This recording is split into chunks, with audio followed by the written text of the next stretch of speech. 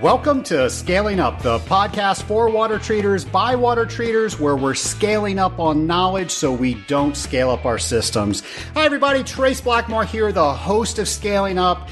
And folks, I gotta tell you, I am so excited of how many people have signed up to take the CWT challenge. If you're a listener of Scaling Up, you know that at the end of 2017, I put out a challenge to all water treaters. If you're going to be in this industry, be the best you can be in this industry and get your certified water technologist designation. Well, so many of you have taken me up on that challenge, and I know that because you've gone to scalinguph2o.com/CWT and you've reached out for my 5 tips that anybody who's taken the CWT examination needs to know. And this is information that I've gathered from many people who have taken the CWT exam that just gives you a little bit of a boost with some advantages of what other people have learned, so I can pass that on to you. Now, if you haven't taken advantage of that yet, please feel free to go on the site and start preparing to take that CWT. Even if you're brand new in the industry, today is the day that you start studying for that, even if it's 5 years away. You got to start somewhere. I'm urging you to make that today. A lot of you have written into me and said, Trace, what exactly is reverse osmosis? Or you've asked me specific questions about RO systems. And I've happily answered those online, but I will tell you that I have today one of the best experts on reverse osmosis. His name is Wes Byrne, and he has literally written the book on reverse osmosis systems. Now, the book's called Reverse Osmosis, a practical guide for industrial users. I'll give you a link at the end of the show to make sure if you want that book, you can get it. I'm going to tell you that that book has been on my shelves for many, many years, and I reference that every time I have a question about RO. Now, Wes has been working with RO for well over 40 years. He knows everything RO. And I called him up and I asked him, I said, Wes, would you come on Scaling Up and explain to the Scaling Up Nation what RO is? What are some of the things that we need to be looking for? And what are some of the most common items we need to know to troubleshoot? And he said, absolutely, I would love to come on the show. So I hope you enjoy my interview with Wes Byrne. My lab partner today is Wes Byrne of Pure Water Cloud, probably one of the best RO experts out there.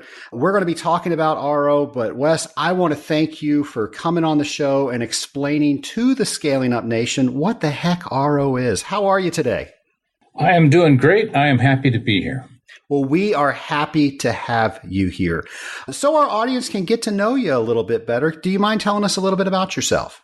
I've been working with RO systems and high purity water for over 38 years now.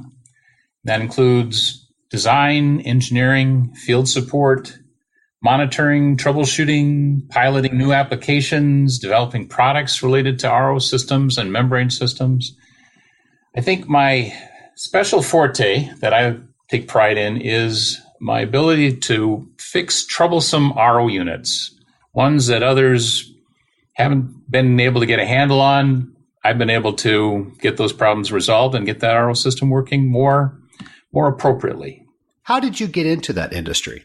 I graduated from Purdue back in '79, and most of my classmates were getting jobs in the oil industry, but I wanted to do something different. So I took a job at Hewlett-Packard in northern Colorado.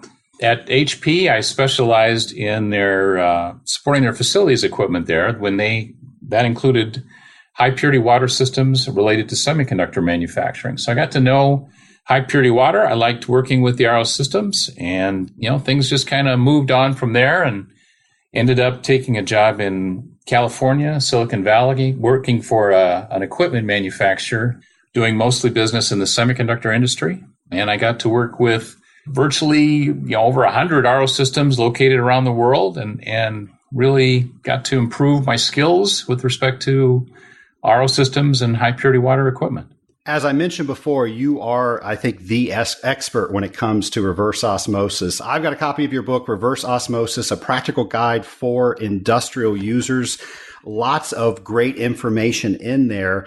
But before we get to all of that great information, let's back up a little bit. And what exactly is reverse osmosis? RO is a great way to separate contaminants from water. It involves a special membrane that's able to allow water to permeate through it, but not dissolve salts. Now, it's not the same as filtration because a common filter is not going to remove dissolved salts, but an RO membrane can. Maybe I should keep going with that. So, like a filter, an RO membrane is driven by pressure, but instead of pushing the water through physical holes in that membrane, I like to think of it as the water working its way through the RO membrane polymer structure. So it's more on a molecular scale because that membrane, an RO membrane, is able to remove virtually 100% of any suspended solids in the water and any bacteria. There's no way that those materials can get through that membrane polymer structure. And in the process, it'll also remove around 98% of the dissolved salts as well. So what applications require reverse osmosis? RO is best suited, economically speaking, really for any process that requires the removal of dissolved salts. It's the cheapest way to remove those salts and has the added benefit then of removing particles, bacteria and bacterial particles. Also will remove 100% of organics, at least the ones that are larger than around 150 Daltons. So it removes the vast majority of contaminants. So anytime we put an RO into a water treatment system, we end up with highly purified water relative to what we started with. So theoretically, let's pretend we are touring a facility and we figure out that the best solution is to install a reverse osmosis system. What is some of the information that we need to collect on that survey? The more we can find out about the quality of the water, the more information we'll have that can then be used to design the RO system and the equipment upstream of the RO system. The RO pretreatment equipment is really as important as the RO design itself with respect to dealing with the particular water quality.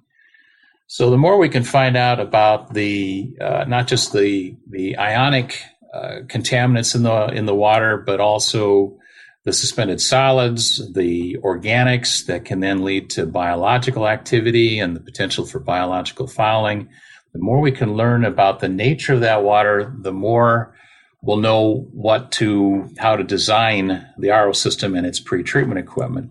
Ideally, if we could put a pilot system in place and run that system for a couple of months, then we're going to know even more about how our expected designs are going to operate with that particular water quality and its variability. Wes, what are some of the reoccurring tests that you would do to determine that the unit was working properly once it was properly installed? We need to monitor the various pressures and flow rates. Typically our RO equipment manufacturers will provide various monitoring instruments with their equipment, things like flow sensors and pressure gauges, water temperature. All those variables need to be monitored. They're there for a reason. If we're changing the pH of the water or if the pH changes naturally, we should monitor that. If the water temperature is changing, we need to monitor that. If we add a chemical to the water, we need to monitor for its concentration. And if we need to get rid of that chemical, we need to monitor its absence. So all the things that can affect the performance of the RO system need to be monitored. And that includes the pretreatment equipment, filters, any pressures, flow rates that we have on those units, they need to be monitored as well, since their performance will potentially affect the performance of the RO unit. One good instrument for monitoring the potential for fouling in an RO system is the silt density index measurement. monitors the relative plugging of a 0.45 micron filter. And that's really one of the best ways to monitor for fouling solids that might be present in an RO feed stream, as well as how well the pretreatment equipment is performing in reducing that silt density index as a means of reducing the fouling of the RO system. And then that relates then to the cleaning frequency of how often we're going to have to clean that RO system due to fouling. You mentioned pretreatment. What are some examples of that? Certainly nearly every RO system has cartridge filters located directly upstream of the RO unit as kind of a last resort filter to make sure that debris and larger particles don't get into the RO system that might permanently plug the lead-in membrane elements or possibly damage the high-pressure pump as part of that RO system. Beyond that, it's very common to have a multimedia filter, like a pressurized multimedia filter, as a means of reducing the suspended solids in a water source. In cruder water source, if we're pulling directly out of a river or a lake, we might have a clarification system. We might have a cold lime softening system. The particular pretreatment, of course, will have a lot to do with the quality of the incoming water and how bad it is for that RO system if we had to put it into the RO system. Are there more common signs than others that there are issues going on with the RO system? With all those instruments that we're recording the flow rates and pressures, we can take those variables and put everything into three calculations that to a great extent will tell us everything that's going on with that RO system. So those three performance variables are the percent salt rejection, which is how well the RO system is removing the dissolved salt in the feed water, the normalized permeate flow rate, which is how well the membrane is permeating water. That tells us if there is something preventing the membrane from permeating water, if such as there's solids on the membrane surface. And the third variable is normalized pressure drop, which is the resistance to flow through the spiral wound membrane elements. So if we get large particles filling in the channels as the water is going through those membrane elements, it will cause an increase in the normalized pressure drop. And that tells us how badly that restriction to flow is occurring. And often then the best two of those variables that give us the best indications of when to clean the RO system will end up being the normalized permeate flow rate and the normalized pressure drop. Wes, in its most simplistic terms, how would you explain what reverse osmosis is? How does it work?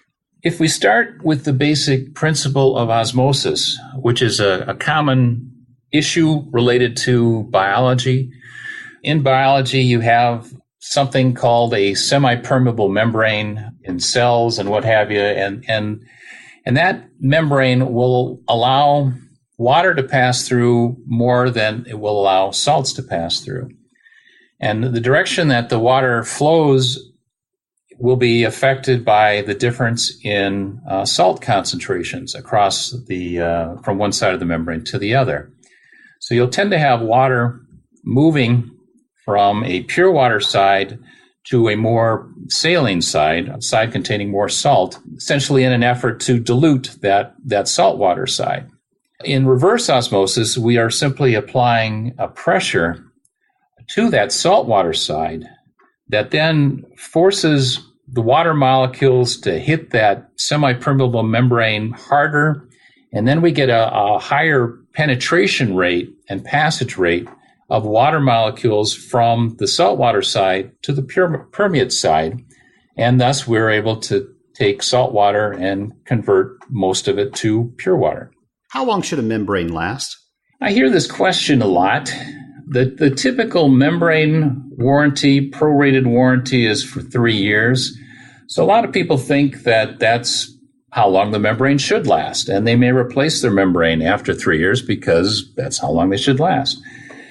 And, they're really doing okay if they get 3 years membrane life. Some people don't even get that, for various problems they have along the way. But there are also systems out there where the membrane has lasted more than 15 years. And so what it really comes down to is if you take really good care of the membrane, put in excellent pretreatment and clean the RO system then when it needs to be cleaned and maintain excellent performance of the RO membrane. Don't allow that membrane to be exposed to free chlorine, which can readily damage the membrane. And you can end up getting 10 to 15 years life out of that membrane. How many membranes have you seen that got 10 to 15 years of life? If I was to throw out a percentage, I would say less than 5%. Wes, is that because the people that they're just simply not doing what you just described? I think that's true. And really it's sometimes it's not practical. It may not be cost effective to put that much money into the pretreatment or into the RO design as necessary in order to get that kind of life out of the RO membrane. It's more cost effective to actually replace the membrane elements more frequently. But in cases where that replacement is required on less than an annual basis, then we really should be looking at typically the pretreatment as a means of improving the quality of that pretreatment and getting more life than that single year out of those membrane elements. So obviously, when you have any type of system, you're going to have issues. What are some of the basic troubleshooting tips that you've amassed over your career that you can share with our audience on RO? Whenever we have a problem, there are certain things that we want to do that I would do when I'm called in to troubleshoot a system. One of the first things is to make sure that our instruments are reading correctly, because it's really embarrassing to spend a lot of time troubleshooting a system only to find out that it was just a bad instrument reading all along. So the first thing is to verify that our instruments are good and that what we're seeing is actually what we're seeing. From there, we need to define the nature of the problem, how it's affecting the system, and isolate where that problem is most evident within the system. See, most of the problems with RO systems are not that unique. Someone has previously experienced that. And so, having been around for a long time and seeing a lot of these problems, if we can figure out the nature of the problems, it's pretty easy to find that common problem that is responsible for the particular systems. So, first, after knowing our instruments are good, then we need to know how the problem is affecting the salt rejection, how it's affecting the normalized permeable flow rate, how it's affecting the normalized pressure drop, and trying to isolate within the RO system where it's having the most impact within the system. Is it where the water first comes into the membrane elements, or maybe it's more of a problem where the water exits the membrane elements at the concentrate end of the system?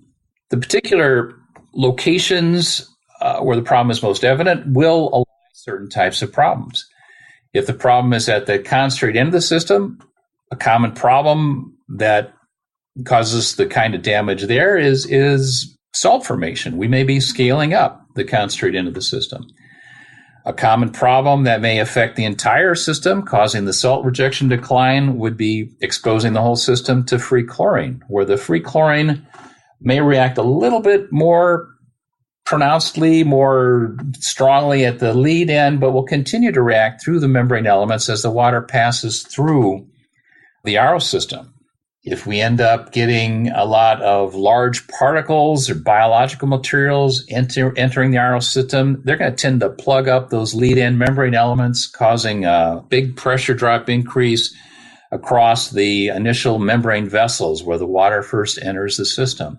So the more we can define what's going on within the system, how it's affecting the variables, and where the problem is most isolated, where it's more prevalent within the system, the easier it is to figure out what the problem is based on experience and common sense in many cases. Do you have an example of something that you would be able to detect as a problem that a layperson wouldn't, just because of your years of experience?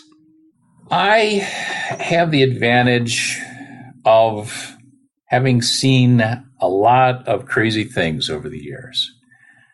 So with that background going, it causes me to look more deeply into issues that others would take for granted. I'm going to tend to look more closely at every valve in a system to make sure that, a valve that is supposed to be totally closing, to make sure that it does totally close. An inlet valve that leaks a little bit will destroy an RO system if we have chlorinated water upstream of that RO system. I'll look closer at how the RO system is plumbed. If we have an outlet line that opens to atmosphere beneath the RO system, that's going to tend to pull a siphon effect on the RO when it shuts down. If the RO concentrate line is plumbed to a common waste stream, when that RO system shuts down, there may be nothing to prevent the contaminants within that waste stream from diffusing back through that concentrate pipe into the membrane elements and destroying the concentrate and membrane elements. So, I know the importance of every aspect of the RO system, and I'm going to make sure every part, every piece of that RO system is working the way it's supposed to be working. And so I'm just a little more driven than most people are to figure out what the problem is.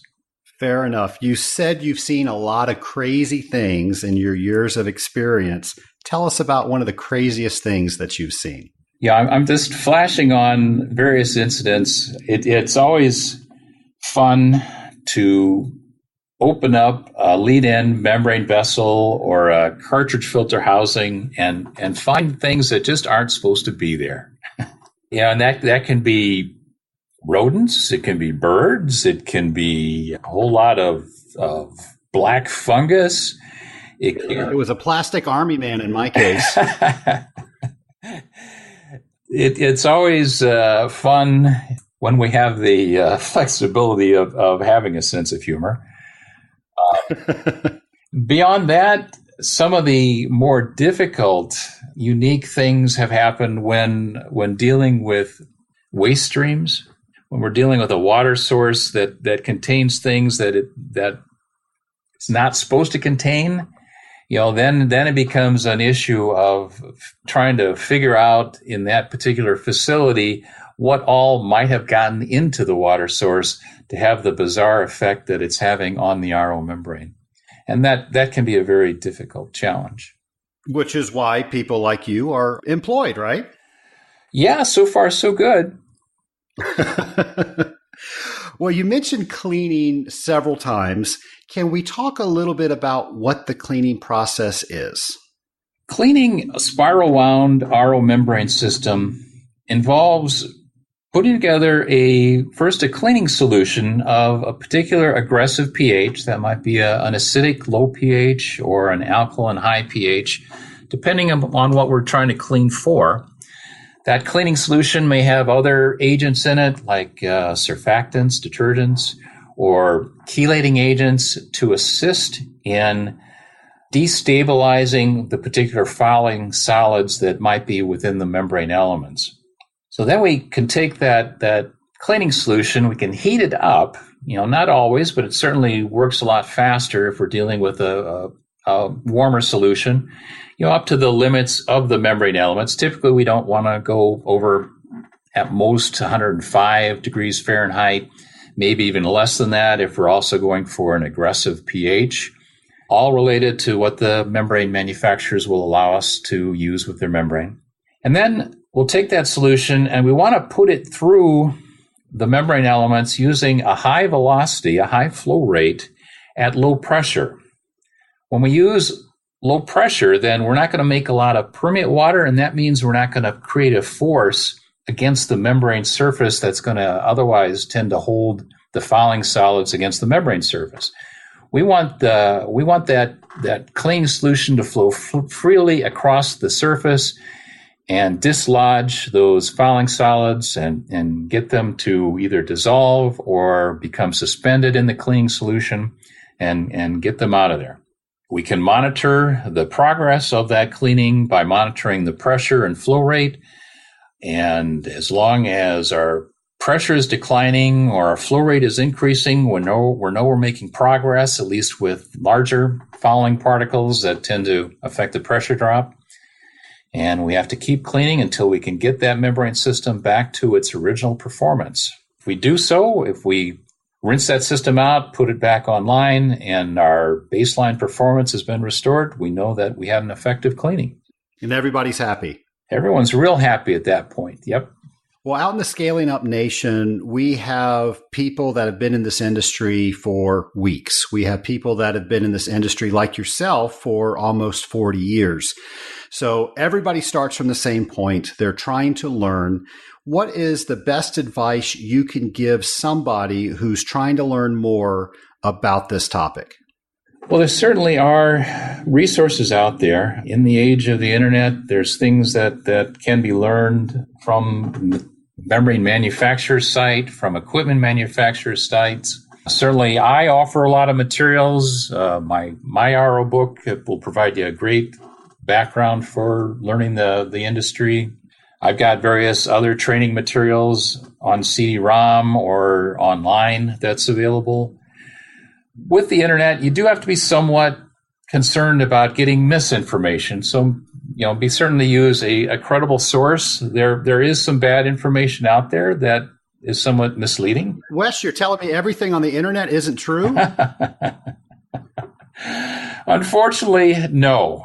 And it is amazing when something incorrect will get on the internet, how it gets copied and reused on various sites. So, I saw some information about chloramines and its relation to free chlorine and ammonia that was wrong when it was first published 25 years ago, and it's still there getting transferred around in various websites. So, you want to make sure that you're looking at a good source and it isn't just something that you found on Google. Great advice. What are some of the innovations that are coming out in reverse osmosis? Over the last, 15 years or so, membrane manufacturers have done some really good work in coming up with a more stable polyamide thin film membrane, one that is able to tolerate better than the previous membrane exposure to pH extremes, exposure to free chlorine. Not to say that it doesn't damage the membrane, but it can handle it for a longer exposure than previously. They've done a good job coming up with low fouling membrane membrane that is more resistant to having particles stick to it initially. They've done a good job increasing the spacing, sizing between membrane leaves so that pressure drop is less and the membrane elements clean up better using the 34 mil spacing. And there have been some even more recent improvements in that spacing material to get a more direct path of flow through the membrane elements so that particles don't get caught up within that spacing material and end up fouling the membrane elements. There's been work done with forward osmosis using other materials, other solvents on the permeate side in order to reduce the pressure requirements related to osmosis and reverse osmosis. That's really just in the beginning stages, in my opinion. We're probably will see a lot more progress than that in the future. How do you see RO and high purity water helping us with the water crisis into the future? RO gives us the ability to more economically take a water stream that might have previously been unusable and turn it into something very valuable. The obvious example there is desalination, of taking reverse osmosis with seawater and getting pure water out of that seawater. We're seeing increased use of that in United States. We see that in California and certainly Florida and Texas. In industrial waste streams and in municipal waste streams, we're seeing RO being applied to those streams to be able to recover more of that water for use where we would have never thought of using that water as a water source in years past. Example there would be in using municipal wastewater, treating with RO as a means of coming up with high purity water for some new power plants going in that use municipal gray water as a water source. RO makes that possible. Reuse of water within a plant, zero liquid discharge systems are often made possible with reverse osmosis on the tail end of the system to be able to pull out the salts and contaminants and allow that water to be reused within the plant. RO, in my mind, is a miracle process, and its use just keeps expanding within the world of water. What is the one thing that you want listeners to get from this presentation? I would like everyone to understand, especially ones that have formerly had problems with RO systems, that a properly designed, monitored, and maintained RO system will provide you many years of excellent performance without major problems. There are those that have had a few bad experiences because they got some bad equipment and they want to blame that on reverse osmosis technology. And RO technology is not to blame for those problems. The job just wasn't done right for that particular person. Well, definitely some of the things that you've shared with us here today are going to help us make sure that we're making better decisions when it comes to RO. And I'm definitely going to list out some of the resources that you mentioned for us earlier in the show, but we're not quite done yet. I've got a couple of lightning round questions for you if you're ready for those. I'm grabbing onto my armrest here. I'm ready. Fair enough. Well, I'm going to ask you to get into the DeLorean with me. We're going to turn the flux capacitor on. We're going to set the time circuits back to 38 years ago, the first day that you started working with RO. And you're going to have the ability to go back in time and give yourself advice. What advice would you give yourself based on what you know now? As a new engineer, I could have been a little more open to get to seeking out the assistance of knowledgeable people. And with that assistance, I could have checked out things I was planning to do. And specifically what comes to mind is I might have learned from someone that maybe using activated carbon as a means of getting rid of a hydrogen peroxide solution that we just used to sanitize the piping system, maybe putting that through an activated carbon filter is not such a good idea. Gotcha. All right. So my final question. So the point value is double here. So it's anybody's game at this point. If you could talk to anybody throughout history, who would it be with and why?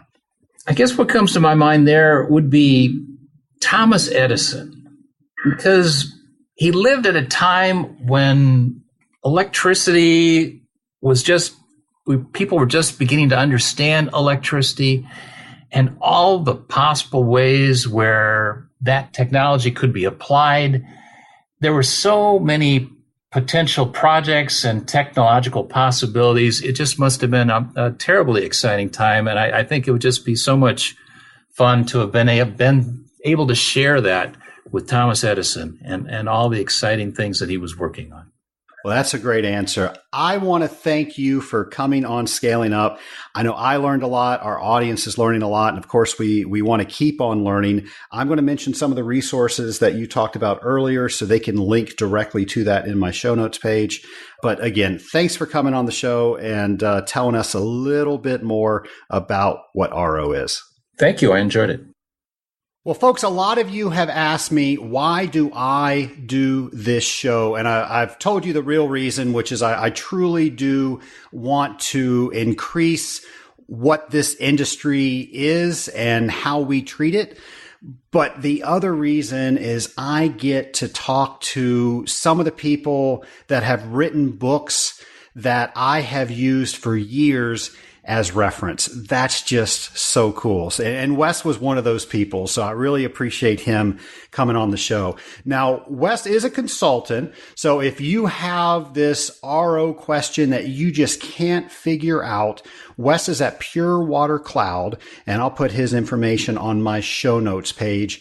Like I said, he literally wrote the book on reverse osmosis. And of course, if you want that book, it's scalinguph2o.com/RO book. So that's the link, scalinguph2o.com/RO book. Let's get into one question. I've got several questions from listeners, and thank you for that. I would not have the show that I do without your questions. So if you're driving around out there and you're thinking, hey, I've got this question, but I don't think I'm going to send it to Trace, or I just don't have the time, please take a second and send that question to me, because those are how I come up with the shows that I'm going to do. And it also is the answer to this question that I'm going to read that many of you have written in. So I'm going to paraphrase, because a lot of you have written in a question similar to this, but it's into the reference of the question and answer episode that I did.